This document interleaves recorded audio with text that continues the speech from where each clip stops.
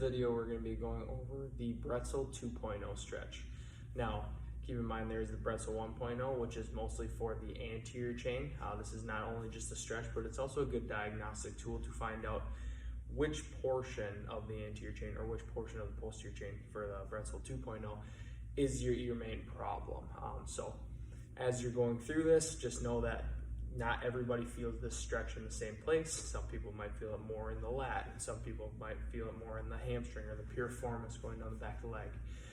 So if you're going through this and you're really feeling it in one spot, it might be beneficial to come out of the stretch, foam roll that area, do one of the other stretches that we gave you for that posterior chain, and then come back to it and make sure that you're spending an adequate amount of time and not just feeling it in one spot.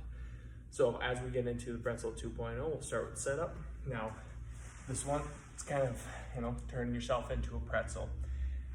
This position, I'm going to sit, and my front leg here is going to be facing, say if you got a wall right in front of you, you're facing right with the wall. Back leg is just gonna be the same thing. You're just gonna face it straight back. So if there's a wall this way, that's where you're gonna face this leg. And each leg is gonna be just at 90 degrees. From this position, what I'm gonna do, all of my weight is going into this arm. And as I kind of twist my spine, twisting myself into that pretzel, I'm gonna try and stay nice and upright. I'm gonna try and get my torso and my shoulders square the same way that my leg is here facing the wall. So say I can get all the way there in the first one, great. If you get stuck about halfway through and you feel like, ooh, I can't really get very much further without, trying to lean forward and not stay tall or try to really arch my back, well, what you're gonna do is you're going to get to that point, you're just gonna hold it there, and we're just gonna breathe through it, cycle a few breaths. Very important to breathe in, and then on the exhale, twice as long as the inhale. And that's really where you're gonna feel yourself start to sink a little bit more. So cycle a few breaths, try and get those shoulders squared to that down leg. Now from this position, once we're here, all of the weight is still in this arm. So what I'm gonna do with this hand, it's just a good measure to make sure you're not trying to cheat it. I'm just gonna take it, put it flat under my hand. That way I know I'm not putting any pressure into that hand.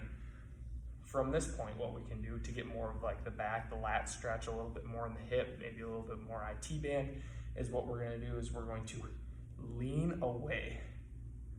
So you'll start feeling that IT band, start feeling that lat, and I'm just keeping my shoulders square, dropping down to the side on the arm that's bent here.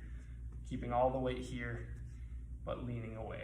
Now, once I get to a point where I start to feel like I want to bend that elbow, I'm just gonna back off a little bit, cycle a few more breaths.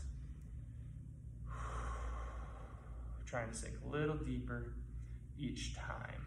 Now, if you're really feeling that IT band, that fascial chain down this way, what you can do for a little bit of a progression, you can straighten this leg, but for most people in this situation, just keep it at this point. If you're doing it a whole bunch and you're like, I really want to push the limits, then by all means get here. Never sacrifice form for just trying to get a little bit further. Always remember to breathe through it. In each area that you get stuck, maybe cycle about 5 to 10 breaths, move to the next one, and then do the other side. Now again, you might feel different side to side. That's okay. It's just telling you your different asymmetries. Say you can't get very far because your lat's super tight. Well, it's on the right side. Well, then go, take a foam roller, release that lat, come back to it. You might end up only spending, a minute in the stretch struggling in that area versus 5 minutes before you foam roll. So this is also a stretch, but it's also a very good diagnostic tool, because on the left side, you might have a really tight IT band, and then you just go through that same thing. Hope that helps.